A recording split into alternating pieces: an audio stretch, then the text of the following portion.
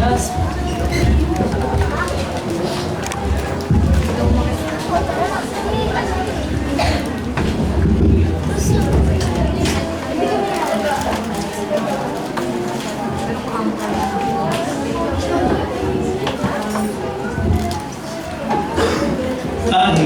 topic natin, ang pag-uusapan po natin ngayon ay maaring ito ay gustong-gusto na lahat. Ito ay tungkol sa pagpapala. Sino may gusto pagpapala? Amen. Hallelujah. Palagay ko walang may gusto na hindi may gusto ng pagpapala. Kaya yaman at yun lamang at pagpapala ang ating pag-uusapan. Umpisahan natin ang ating umaga sa pagpapala. Amen. Dito, meron akong 50 pesos. Pagpapala ito. Sa unang makapagsasabi kung ano ang topic ko nung huling tumayo ako dito. Yung una, nung huling, yung una makapagsasabi ng topic ko nung huling tumayo ako rito, that is 3 weeks ago. O, yung una, sabi na. Patungkol sa talino. Amen. Ayan ang pagpapala. Ayan. Hindi naasan pagpapala. Ganyan ang pagpapala ng Panginoon kung isa din natin kailangan hanapin. Biglang kumarating na. Amen. Hallelujah. Isa lang. Yan ang sinasabi na kung paano pagpala ng Panginoon. Hindi natin kailangang hanapin yan. Hindi natin kailangang paghandaan yan. Hindi tayo kailangang gumawa ng paraan yan. Kusang dumating yan. Dahil kung hindi naalala ang mensahe, maaaring hindi siya natanggap ng pagpapala. Kaya dahil sa kanyang puso, na sa kanyang isip ang salita ng Panginoon, kanyang napakinggan kung kaya siya ay pinagpala. Amen? Kaya sa susunod ka, baka karamihan sa inyo paglabas ng pintuan niyan nakalimutan lang kung ano mensahe. Amen. Yun lamang upang isang nagbibigay lang ng motivation para lahat ng ating kapakinggan dito ay ating isa sa puso, isa sa buhay. Amen. Upang tunay nga na tayo na pagpapalang Panginoon. Hallelujah. Ang ating mamagat ngayon ay understanding the blessings. At ang ating verse ay sa Kawikaan, chapter 10, verse 22. Sabi po doon, ang pagpapala ni Yahweh ay kayamanan. Tandaan po natin, kayamanan na walang kasamang kabalisaan. Yan po ang tunay na pagpapala. Maraming klase ng pagpapala. Amen. Pero ang tunay na pagpapala ay sabi nga ay kayamanan na walang kasamang kabalisan. Maraming mga tao na ang mga pati na mga Kristiyano ay gumugugol ng kanilang panahon sa paghahabol ng kasaganaan, promotion sa trabaho upang sumikat at makilala. Kaya ganyan ang pinagkaabalahan ng maraming tao. Amen. Upang yumaman, upang makamit ang katagumpayan ng lahat ng mga ito ay ang tinatawag na mga pagpapala ng Diyos. May mga tao na abalang-abala sa pagtugis ng mga pagpapala ng Diyos na wala na silang panahon sa Diyos ng mga pagpapala. Amen. Tulad ng ating inawit kanina na pagka tayo ay inawit kina na you seek the giver and that give. Karamihan kasi ang problema natin kung tayo ay naghahangad ng pagpapala ay nakapokus ang ating atensyon doon sa pagpapala. Sa halip na doon siya pinagmumulan ng pagpapala. At hindi po yan naayon sa salita ng Diyos. Amen. Hallelujah. Marami sa atin na dumatanangin ng pagpapala. Amen. humingi sa Diyos ng pagpapala, pero hindi nakakabit ang kanilang minimithing pagpapala. Sa kahap, nagpaplano sila. Ginugugo nila ang buhay nila sa pagpaplano kung paano yumaman, kung paano gumanda ang buhay, kung paano makilala, amen, kung paano magtatagumpay. Kaya kung minsan wala na silang panahon para sa Panginoon, amen, na pinagmula ng pagpapala. Kaya sa kahabol nila, kapaplano nila, kahabol nila ng pagpapala, hanggang mapagod sila. Karamihan sa kanila hindi nakakamit ng pagpapala na kailang inahabol, napapagod na sila. Amen. At nauwing bigo.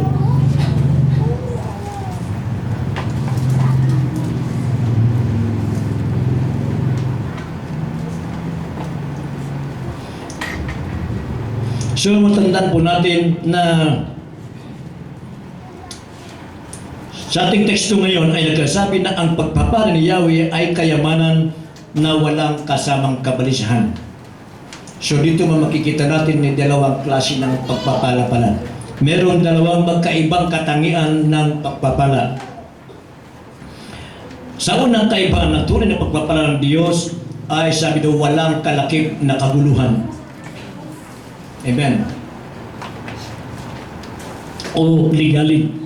Karaniwan na sa atin dito sa mundo na pag may natanggal na pagpapala mula sa iba, sinasabi natin sa ating mga sarili, ano naman kaya ang kapalit nito? Di ba? Pag kami tinatanggap tayo na binibigay ng kung sino sa atin, pumapasok agad sa isipan natin na may naasahan tayo na may kapalit. Ano kaya ang ihilingin naman ito kahit kabinigyan ng ganito?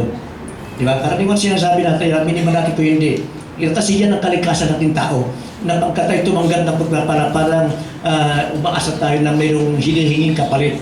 Amen. Kaya kung minsan sa pati sa Diyos ay ganun ang iniisip natin. Kaya kapatid, kung ganito ang ating mindset, panahon na para malaman natin at maunawaan ng ang pagpapala ng Diyos. Amen. Ganito ba ang isip natin? Pagka tumatanggap pa tayo naman daw ano naman kaya hinihingin natin? Pagka halimbawa sa anak natin pagka naglalambing, ano naman kaya may ibig sabihin naman ito? May hihingin naman dito? O kaya may nagbigay sa atin, naku, ano kaya kapalit dito? Sinasabi, kung ganito ang mindset natin, dapat sana narapat lang na ating mensahe ngayon ay maunawan natin kung ano ang pagpapala ng Diyos. Ang tunay na pagpapala ay walang kalakip, ayon sa ating binasa, walang kalakip na kaguluhan, lungkot, dalamhati, kundi kapayapaan lamang, at ang kapayapaan na ito ang siyang may dala ng mga iba't ibang pagpapala buhat sa Diyos. Alam natin lahat na may mga mayamang tao na sa kabila ng pagkakaroon ng milyones, mga bilyones na pera, ay di man lang nila malalasahan ang sumasarap nilang pagkain. Amen? Karami niya, kagaya sila napakarami sila pero hindi lang maranasan ang sarap na kanilang kinakain dahil sa kanilang problema sa kalusugan. Amen? Maraming mga mayaman na makita mo yan sa kanilang garahe, nakahilera yung mga mamahaling mga sakyan. Pero dahil sila nakaranas sa panikot karamdaman, dahil sa problema sa kalusugan, kung kaya hindi sila makasakang sa sakyan nila ay yung kanilang wheelchair. Amen?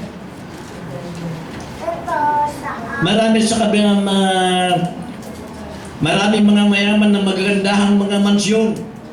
Malaking bahay, malaking mansyon, naka-aircon lahat yan. Pero hindi sila nakakaranas lang mahimbing na pagtulog sa gabi. Kundi sila uminom ng mga gamot na pag-sleeping pills. O kaya kung hindi sila makainom ng alak. Laging balisa, karamihan sa kanilang balisa ang kailang pag-iisip na baka sila ay pagnakawan, na baka marami siyang alalahayan sa buhay ng mga kanilang mga patungkol sa kanilang mga kayamanan, baka sa kidnap kanilang mga anak. Amen? Meron pa rin mga na pagpapala na komisyon, makita natin na makita natin karamihan ng mga mayaman na kanilang mga anak ay nasisira. Di ba kadalasan yung mga nakikita natin na gumagawa ng mga krimen na yung mga anak mayaman, hindi sila kulang sa kayamanan, mayaman sila.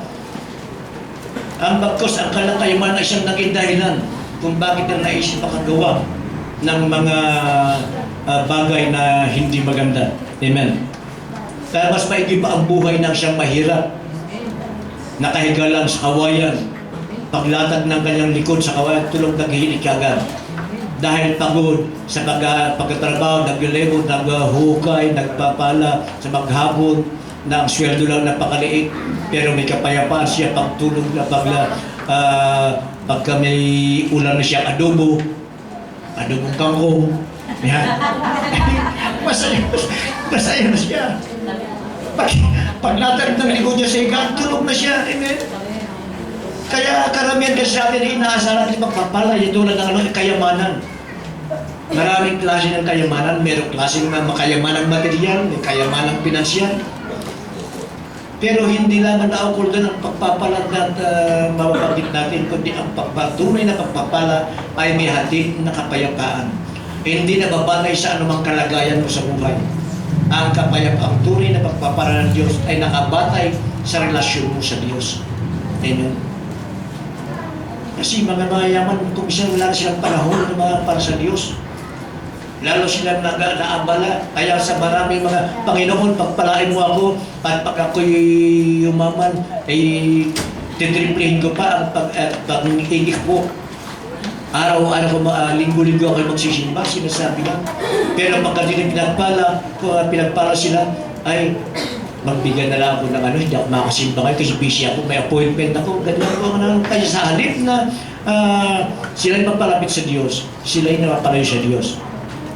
Bagamat yun ay pagpapala rin, pero sabi nga sa pangalawang bahagi ng ating teksto ngayon, may kasamang legality.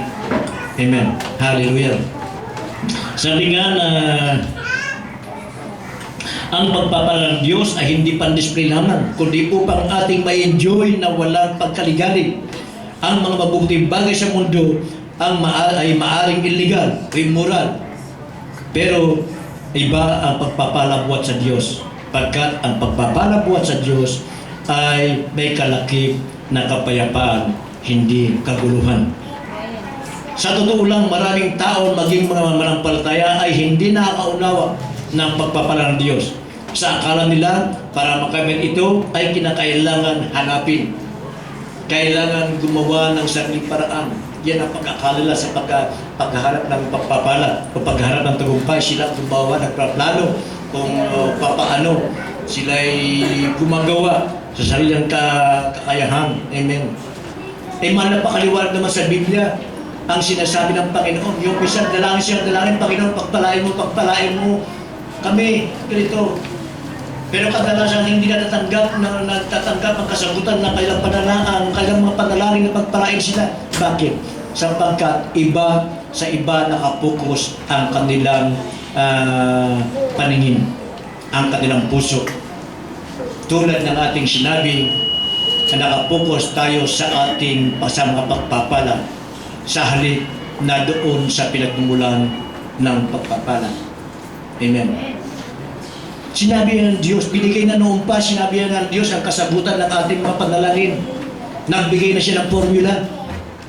Pero hindi natin bagamat alam natin yung mga pangako ng Diyos, pero hindi natin naisa sa buhay. Mas tiwala tayo sa ating sarili. Pagdating ng mga problema, pagdating ng mga kahirapan, pagdating natin ng pangailangan ng kawalan ay bagamat tumatawag tayo sa Diyos, pero ang gawa natin, ang kilos natin ay iba. Inilagay natin sa ating mga sarili. Amen. Para kaya nga wala tayong tiwala sa Diyos. Hindi natin ipinapapamuhay ang ating sinasabing pananampalataya. Bakit ito nasabi yun? Sapagkat sinabi ng Panginoon, sabi nga na ang Diyos ay tapat at di nagbabago noon, ngayon at kailanman. Kung ano ang ginagawa ng Panginoon noon siya na sa lupa, kung ano ang kanyang mga pangako ay kanyang ginagawa hanggang ngayon, sapagkat siya ang Diyos na hindi nagbabago. Nakita natin ang buhay ng Panginoon siya na sa lupa at sa mundo. Marami siyang himalang ginawa. Maraming tao na nakaranas sa kanilang pagpapala. Amen. Pero minsan sa kanyang mga alagad ay sinabi sinabi ng Panginoon sa kanila, kung magkaroon man, kasi hangang-hanga ng mga kanyang mga alagad sa kanyang nakikita siya na kababalaghan na ginagawa ng Panginoon. sa kapangyarihan ng mga salita ng Panginoon, nasaksihan nila. Pero hindi pa nakikilala ang Panginoon. Mahirap silang matuto. Amen? Kaya sabi ng Panginoon, huwag kayo mamangha. Kung kayo'y magsampalataya, magagawa niyo mahigit kasi nagagawa ko sa nilang ganon. Sabi sa mga kanyang mga lagad noon, at yan din ang sinasabi sa atin hanggang ngayon. Kung tayo ay panampalataya lamang, ay mangyayari sa ating mga hiningi natin. Dahil pangako ng Diyos yan. Ano man hilingin niyo sa aking pangalan, ay inyong tatanggapin. Ano man hilingin niyo, ang tinan niyo na iyo'y tinanggap na. Pero bukod sa revelation na yan, parang hindi nakikita ang katotohanan ng mga sinasabi ng Panginoon. Bakit? Dahil sa kawalan ng ating panampalataya. Bakit ko sinabing kawalan ng panampalataya? Kasi sinabi ng Panginoon, kung magkaroon lamang kayo ng panampalataya na kasing liit ng butil ng mustasa, sasabihin niyo sa bundok na at lilipat, mangyayari, sabi ng Panginoon. So ano ba ang butil ng mustasa? Napakaliit. Isa sa pinakamaliit na buto. Sa magkaroon lang kayo ng panampalataya na kasing malaki ng butil ng mustasa. So ibig sabihin, talagang wala tayong panampalataya kaya hindi natin nararanasan ang mga pagpapala, ang mga himbala ng ginagawa ng Diyos sa ating buhay. Aminin man natin ko hindi. Claim tayo ng claim. Panginoon na declare, we claim na ganito ang mga salita mo. Hanggang sa labi lang, pero hindi sa puso. Kung ano ang sinasabi natin, ay claim natin, hindi naman nang lumula sa ating mga puso. Aminin man natin ko hindi. Kaya hindi tayo nakaranas ng pagpapala, hindi tayo nakaranasan ang pagkilos ng Panginoon sa ating buhay. Kung tutuusin nga, hindi natin kailangan humingi pa dahil noon pa sinabi ng Panginoon ng formula, unahin lang ninyo ang kaharian ng Diyos at lahat ng bagay ay nagdadagdag sa inyo. Yan lamang ang kasagutan ng Panginoon. Yan lamang kailangan ipamuhay natin. Ipamuhay natin ang ating pananampalataya. Yun lamang ang tanging sikreto at wala nang iba pa. Amen. Ang problema lang sa atin kumisan kasi nakatuon tayo sa ating kawalaan. Amen. Panginoon tayo ganito, wala ko ganito. Sa halip na ituon natin kung ano ang meron sa atin. Pwedeng gamitin yan ng Panginoon upang maging daluyan ng pagpapala na ating hinihingi. Di ba si Moses, sabi niya, Panginoon, ano mga sabihin ko kung ako'y pupunta sa mga Hudyo, pupunta sa Paraon upang palayain na kung ako talaga ako ay hindi marunong magsalita, sabi ni Moses. Ano ang sabi ng Panginoon? Ano ba yung hawak mo? Tungkol. Ihagis mo. Sa pamagitan ng hawak ni Moses na tungkol, ginamit yan upang daluyan ng hibala na sa Panginoon. Amen.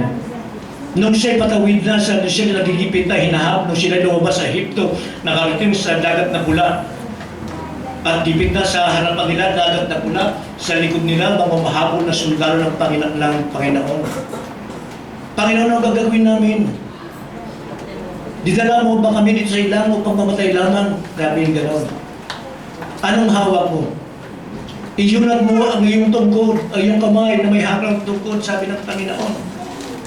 At yan, ginawa ni Moses yan, sumunod siya sa sinabi ng Panginoon. At nangyari ang himala. Hindi na kailangan gumawa ng paraan si Moses upang makatawid sila. Ang Panginoon ang kumilos. Dahil sa pagsunod ni Moses sa sinabi ng Panginoon, ang Panginoon ay hinati ng Panginoon dagat na pula at sila nakatawid sa tuyong lupa. Amen. Yan ang kamalian natin, mga kapatid. Kung hihingi tayo ng pagpapala sa Panginoon, nakatuon tayo sa wala, hindi doon sa meron. Kahit anong meron lang, kahit anong liit lang meron sa atin, yun ang pwedeng daluyan ng pagpapagawin, daluyan ng pagpapala ng Panginoon. Amen. Maraming halimbawa sa Biblia. Tignan doon sa mananaw nung pinagpakain sila ng 5,000 katao. Sabi ng Panginoon, pakainin niyo sila ng mga tao. Panginoon, wala tayong pera, wala tayong pagkain, kahit ganitong bilhin natin, hindi kasya.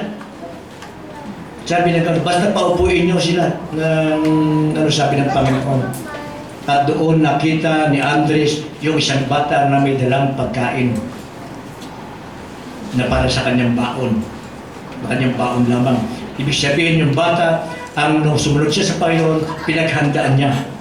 Nagdala siya ng baon kasi baka gutumin ako.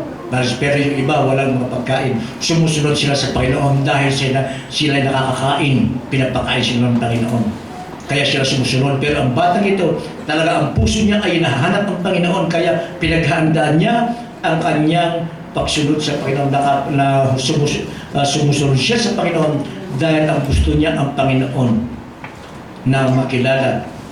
Amen. Kaya pinaghandaan niya. Kaya kung ano yung maliit na yan, yung 5 tinapay at 7 isda, yan ang ginamit ng Panginoon upang mapakain yung 5,000 katao na matanda, hindi pa kabilang mga bata.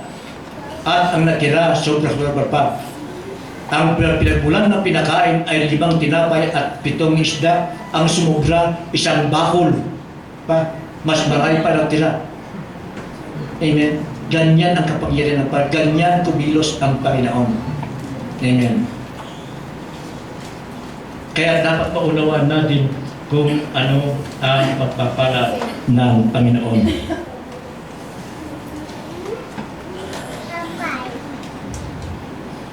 Sa maraming halimbawa, sa Biblia, napakaraming halimbawa sa katotohanan ng sinabi ko ganito. Ano ang sikreto ng ating na sabi sa Biblia na kung tayo ay nahanap natin, kung nakapokus tayo sa presensya ng Panginoon, hindi natin kailangan hanapin o habulin ang tagumpay o ang pagpapala. Dahil tama tayong perspektibo, kung nasama tama tayong pamaraan, ang pagpapala ng Diyos ang hahabol sa atin. Tandaan po natin yan. Ang isang tunay na anak ng Diyos, ang isang tunay na sumusunod sa salita ng Diyos, hindi siya kailangan ang humingi ng pagpapala. Hindi siya kailangan magplano, gumawa ng paraan upang pagpalain ng Diyos. Sapagkat siya ang hinahabol ng pagpapala ng Diyos. Amen. Paano ko masabi yan?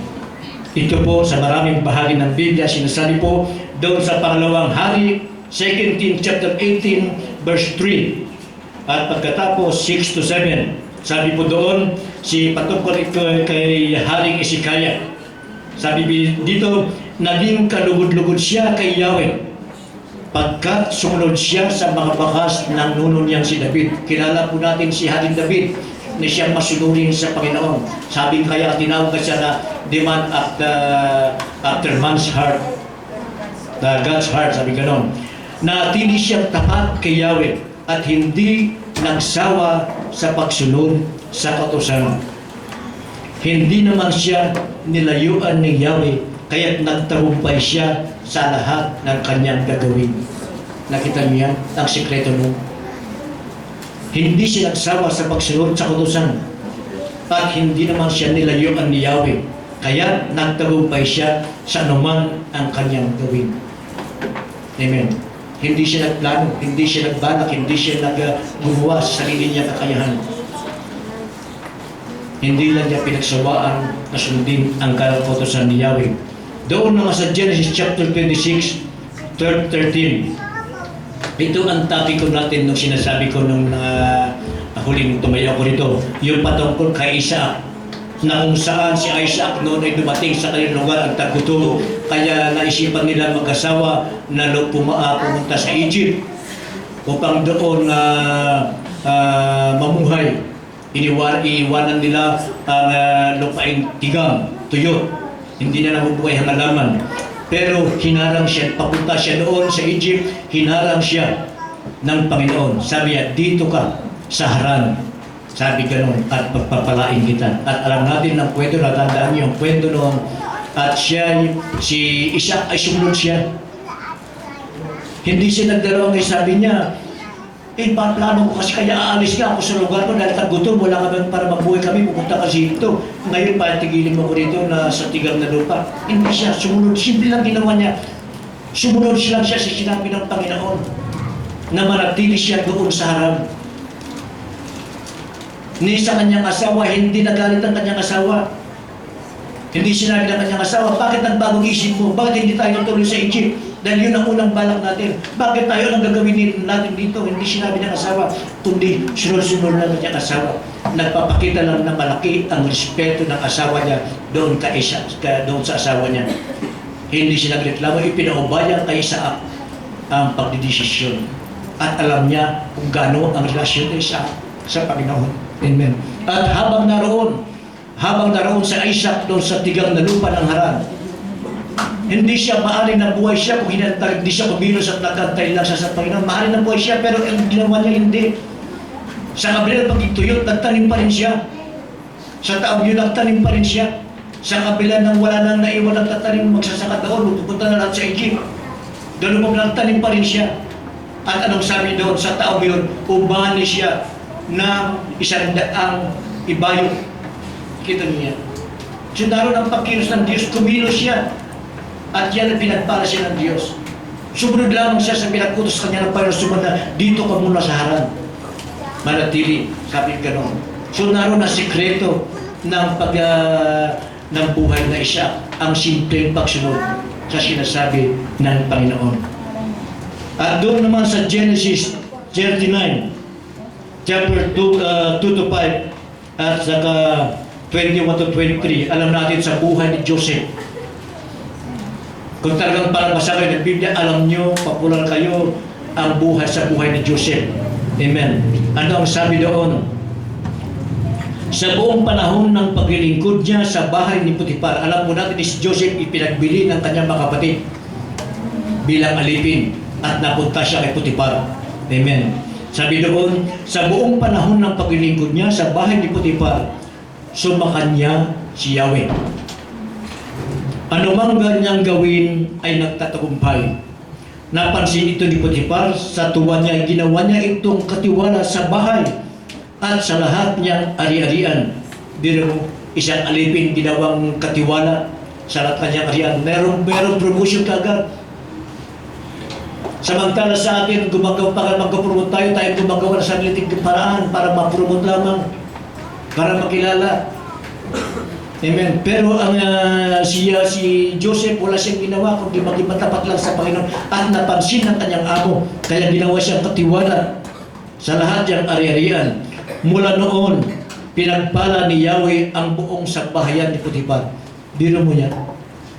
Pinagpapala ng Diyos si Joseph at pati mga taong nakaugnay sa kanyang amo ay pinagpapala rin ng kanyang sambahayan.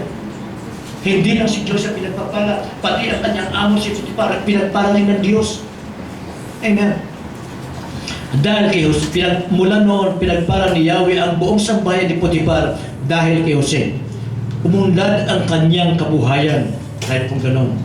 Sa verse 21 to 23, sabi po doon ulit, ngunit si Jose ay alam po natin na inakit ng asawa ni Potiphar si Jose at siya umiwas kung kaya pinagbintangan na nirep siya, kaya nagalit si Potiphar, pinaalis siya, pinakulong. Kaya siya'y nakulong.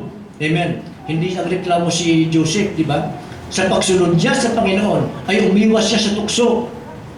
Kaya nakulong, hindi siya Panginoon. Bakit mo sinusunod ko naman yung mga utos mo sa akin, umiwas ako sa tukso para hindi ako magkasala sa iyo. Pero bakit ako nabagsak sa kulungan? Wala siyang reklamo. Sunod-sunod lang siya. Ang mahalaga sa kanya ay nalulugod sa kanya si Yahweh.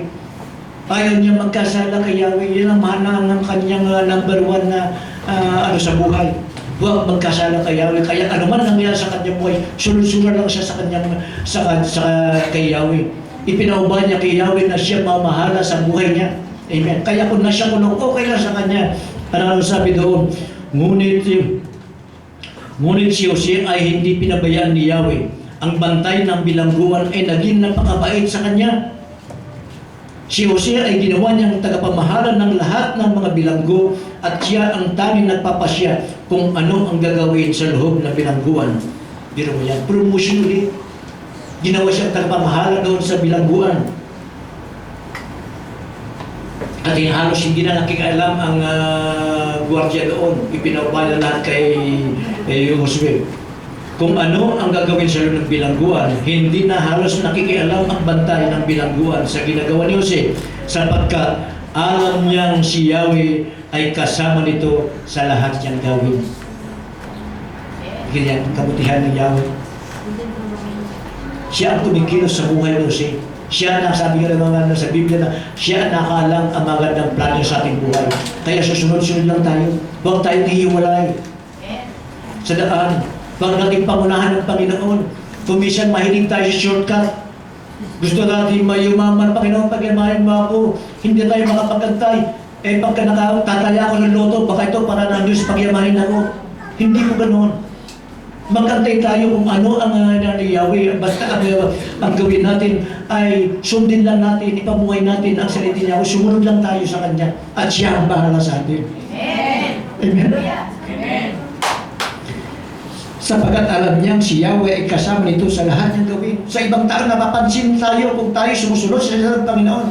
Napapansin nila ang ating buhay. Amen.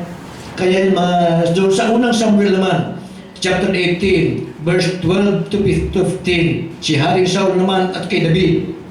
Si Saul ay natakot kay David pagkat nagaman niyang hindi na siya, kundi ito na ang pinapatnubayan ni Yahweh. Alam niyo ba kung bakit bagamat si Saul ay hinilang ng Yahweh na siya maging hari ng Israel? Dahil sa pagsuway. Amen. Sinabi ni Yahweh sa kanya kung minsan na nung mayroon silang nakagira ng mga pagano, mga Midianita, huwag kayong kukuha ng anumang bagay doon, sunugin niyo lahat. Yan ang sabi kay Saul. Pero nakita niyo yung mga tauhan ni Saul, yung mga matabang tupa at saka magagandang gamit, kinuha nila. At nung sinita ng Panginoon, sinita ng propeta Nathan, si Saul, nakatwiran si Saul. Sabi niya, kasi kinuha namin yan. Kasi handog namin sa Panginoon. Sabi niya, nakatwiran pa. Pero alam ng Panginoon ang puso natin. Pinag-interesan ni Saul yung mga magandang bagay. Nilabag niya ang kautusan ni Yahweh. Amen. Kaya, nagalit, nawala ang kanyang pagpapalang Diyos sa kanya. Hindi mo nawala ang kanyang anointing. Sabi nga, sabi ng Panginoon, obedience is better than sacrifice. Ang pagsunod ay masigit na mahalaga kaysa yung anumang paghahandog. Sabi ko ganun. Kaya inalis ng Diyos ang kanyang bendisyon kay Saul. Napunta kay David.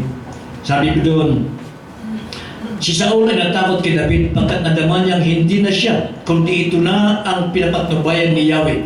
Kaya para malayo ito sa kanya, ginawa niya itong puno ng 1,000 kawal. Promotion na naman. Amen. Biro mo, tagatulong lang doon sa palasyo, taga-alin lang ni Hari David sa palasyo, ginawa siyang kumanda ng 1,000 kasundalo. Di ba promotion niya? Hindi naman siya bunga ng paraan na siya ma-promote. At Diyos ang promote sa kanya. Pinamunahan ni David ang kanyang tauhan at saan man mapalaban ay nagtatagumpay sapagkat pinapatnubayan siya ni Yahweh dahil dito lalong nasindak sa kanya si Saul. Amen. Sa pangalawang Kronikal naman, sa chapter 26, verse 3 to 5, si Haring Uzziah naman, ang batang hari, na maghari siya, 16 na taong gulang lamang siya.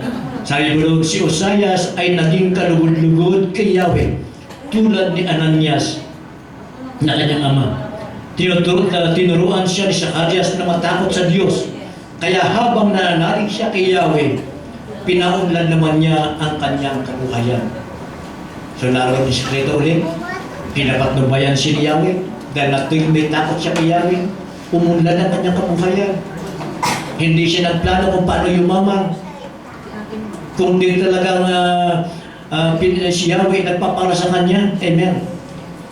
Sa Joshua, chapter 1, verse 7-8, Kilalang-kilala niyo ito, mga talatang ito. Sabi mo doon, ngunit dapat kang magpakalatag. Alam natin si Joshua ay pumalit kay Moses nung namatay na si Moses. Si Joshua pumalit na manguna sa mga Hudyo. Kaya sinabihan si Yahweh, ngunit dapat kang magpakalatag at magpakatapang. Sundin mong mabuti ang kautusang ibigay sa iyo ni Moses. Yan, sundin mong maigi. Mabuti, sabi ko noon. Huwag mong susuwayin ang anumang itinagubilin doon at magtatagumpay ka sa lahat mong gagawin. Huwag mong kaligtaan, basahin ang aklat na yaon. Sa gayon, ginhawa ka at magtatagumpay. Plinano ba ni Joseph, ni Joshua na siya ang papalit kay Moses? Hindi.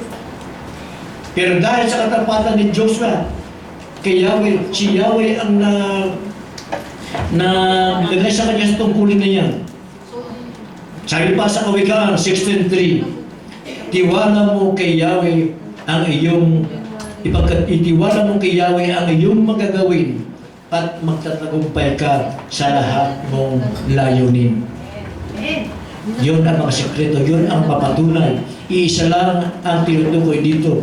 Kung ikaw ay patuloy na sumusunod kay Yahweh, kung ikaw ay nakatuon ang isip mo doon kay Yahweh lamang, ay tiyak na ang kasunod nyon ay pagpapala ng Diyos. Hindi na kailangan hanapin mo ang pagpapala, ang habol sa atin. Kung ating magawa ang laging sumusunod, maging tapat kay Yahweh, ang tayo maging makalugdan ni Yahweh.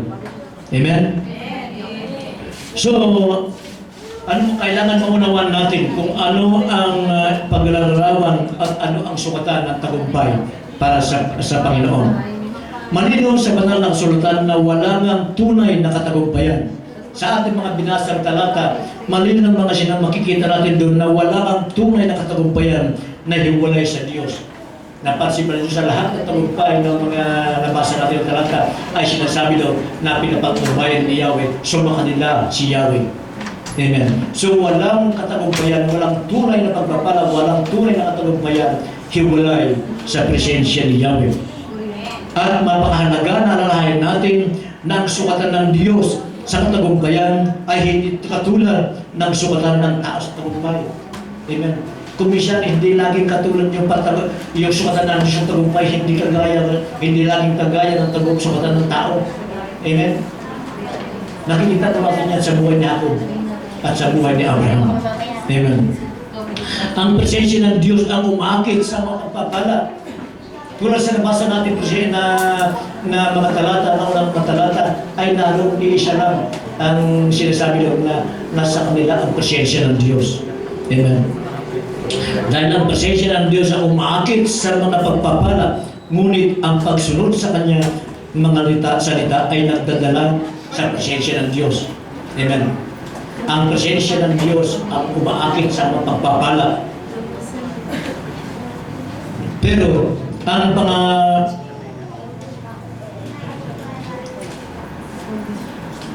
ngunit ang pagsunod naman sa kanyang salita ang nagdadala sa presensya ng Diyos sa eksena. Amen. Sa ibang salita, ang kailangan naroon ay kailangan naroon ka kung nasaan ang presensya ng Diyos at nandoon ang iyong pagpapatagumpay. Amen? Kaya sikapin natin lagi na sa tayo ng presensya ng Diyos na sa atin ang Panginoon, ang pagpapay ng Panginoon. Amen? Dahil kung nasaan ang presensya ng Panginoon, naroon ang katagumpayan, naroon ang kasaganaan, naroon ang ng kayamanan. Amen. Na walang ligali, walang kaguluhan. Amen. Makikita po natin yan sa buhay ni Abraham. Sa Biblia, iginawad kay Abraham ang titulo ng ama ng mga mananampalataya, the father of faith. Yan ang titulo ni Abraham. Bakit? Dahil si Abraham ay naging masunuri sa Diyos. Sinabi ni Abraham ng Panginoon kay Abraham, umalis ka sa lugar mo yan at pupunta ka sa lugar na pagdadala ko sa iyo. Hindi sinabi ni Abraham na saan po yun, Panginoon? Eh maganda na buhay ko nito, kasama ko yung sa bayan ko, sagana ako nito. Hindi sinabi ganun. Sumunod siya, bagamat hindi niya alam kung saan siya nakatun ni Yahweh, ay sumunod lamang siya. Amen. Pinagpala siya ni Yahweh. Hindi sila magkanaman diyang asawa, kaya ipinangawalan siya, bibigyan siya ng anak. At lahat ng mga pagpapalain ni Yahweh, si Abraham, at pati ang lahat ng sa sanlibutan ay mapagpapala rin. Amen. Hallelujah. Kung ating titignan ang naging buhay ni Abraham, makikita natin sa isang taong hindi nagpapakabala sa paghahabol ng pagpapala. Wala siya rin, hindi siya nagpakayaman, hindi siya gumawa ng para maging mayaman, hindi siya, wala sa isip yung mga hindi niya hindi niya pinagkaabalan ng buhay niya yung mga kung paano yumaman, kung paano maging sumikat, kung paano makapangyarihan. Hindi. Dahil ang passion ni Abraham ay ang masunod ang Panginoon. Bakit ko sabi na gano'n?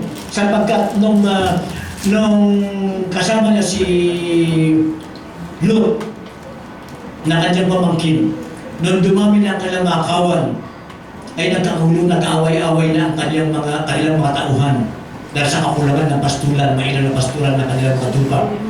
Kaya kailangan magkahiwalay na sila. Bagamat si Abraham ay mahigit na karapatan ang unang pumili kung saan ang magandang lugar para sa kanyang pastulan, ay hindi niya ginawa. Ipinaubaya sa kanyang pamangkin na si Lot. Sige, pumili ka na kung saan gusto ka lang, gusto mo dyan. Doon ka. Kung ano matitira lang, kung ano ayawan mo, yan lang sa akin. Sabi niya gano'n. Hindi niya sinabi na, oh ito maganda, kasi ito akin. Yun ang iyo. Hindi sinabi gano'n. Baliktad. Pinaubaya niya. Kaya nung nakita ni Lot, sabi niya, ay ito maganda, nabalat sa kapatagan, nakita niya maganda, pastulan. Nakita niya maganda, ay ito sa akin. Kaya napunta kay Abraham kung saan mga batuhan sa mga bundok doon napunta sa kanya. Pero makita po natin na sa kabila noon ay yumaman ng gusto si Abraham. Naging makapangyarihan pa. Maging kinikilala pa siya, ginagalang siya. Hindi siya gumawa ng effort. Ipinaubaya sa Diyos dahil ang kanyang kanila sa puso lamang niya ay nakatuon lamang sa Panginoon. Hindi siya makayamanan, hindi siya mapagpapala. Amen?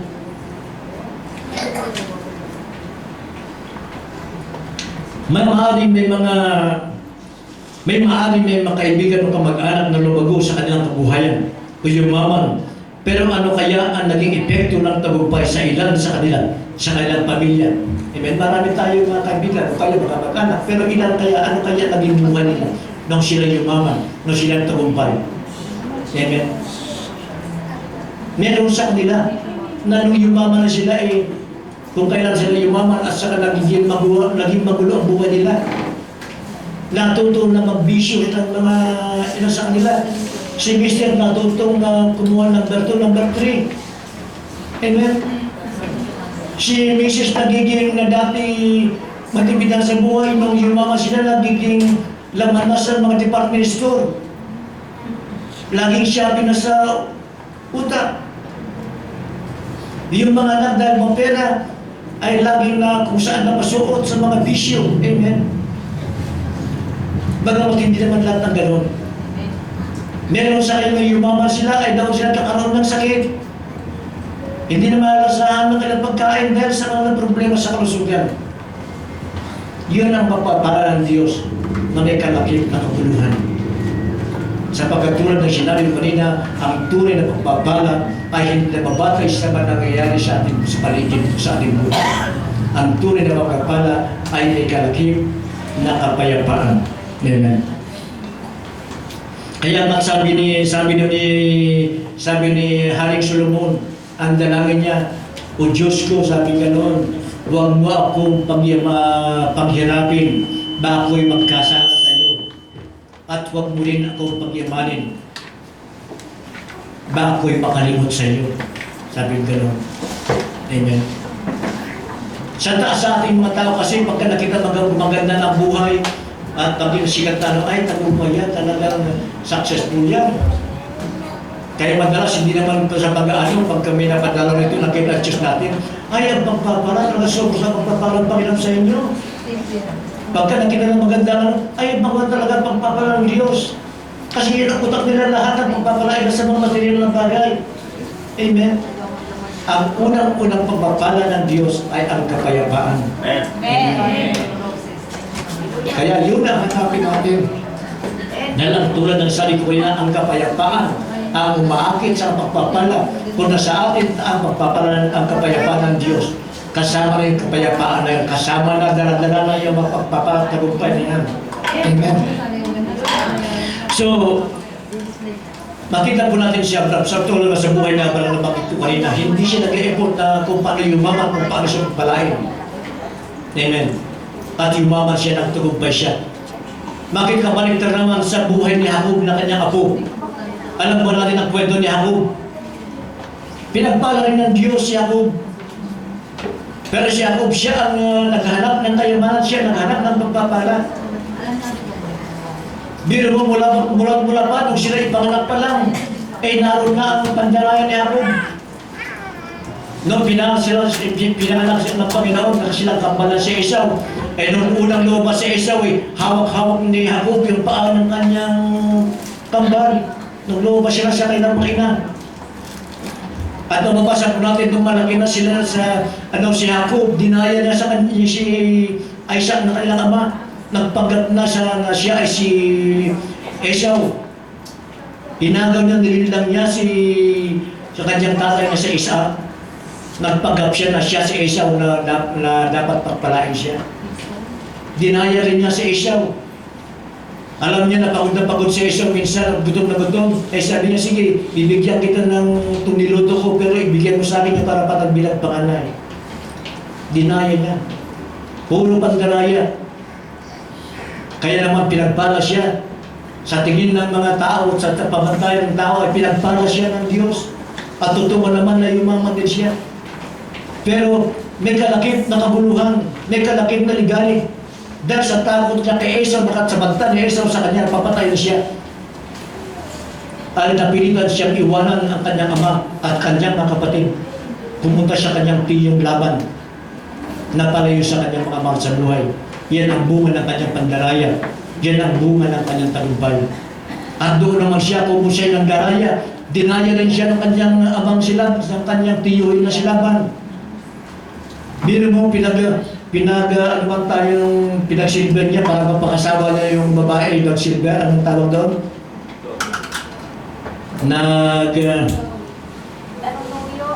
May tawag doon pagka ikaw, bago mapakasawa yung kailan maglingkod ka muna doon. So, gano'n ang ginawa ng gusto niya mapakasawa si Raquel, pinaglingkod siya ng 7 taon. Mapakasawa ng isa Raquel at matapos yung 7 taon na yan, nung unang gabi na sa halip ni Raquel ang makasama niya sa higaan, si Leah pala mas matanda at pinatabi ni Laban sa kanya dahil hindi dapat pala mag-asawa muna yung bunso. Kailangan mag-asawa muna yung mas nakatanda. Kaya nagulat siya kung makita niya, kinabukasan si Leah pala yung nakatabi niya. Hindi niya pwedeng babayaan. Kaya sinabi ni Laban, sige, pakasal mo muna si Leah.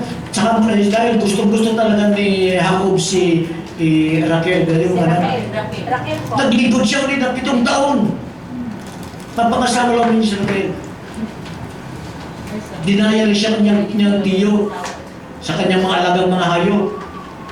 Sige, paghiwalay natin, dumadami ng alaga natin. Kaya paghiwalay natin, yung mga may batik-batik, iyo, mga wala sa akin, sabi gano'n. Kaya ang ginawa ni Jacob, kumuha siya ng mga halaman na may batik, yung pinapakita niya sa kanyang katupa pagka sila gidihi, pagka sila papakasawahan, pinapakita niya kay naging anak, naging batik-batik.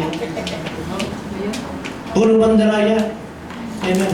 Kaya ang kanyang katagumpayan, may kalakip na kabuluhan, may kalakip na ligalig.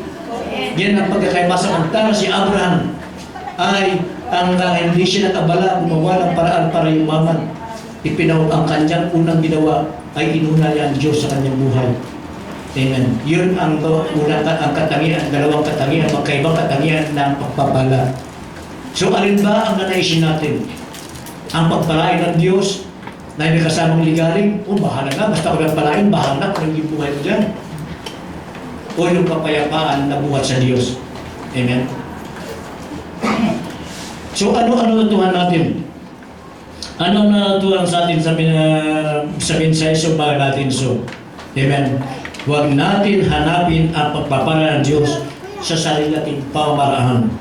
Matuto tayong hayaan ng Diyos na siyang manguna sa bawat hakbangin na ating gagawin tungo sa tagumpay. Amen. Matuto tayong huwag makatuon ang ating focus sa hinihinging pagpapala at tagumpay, kundi doon sa pinagmumulan nito.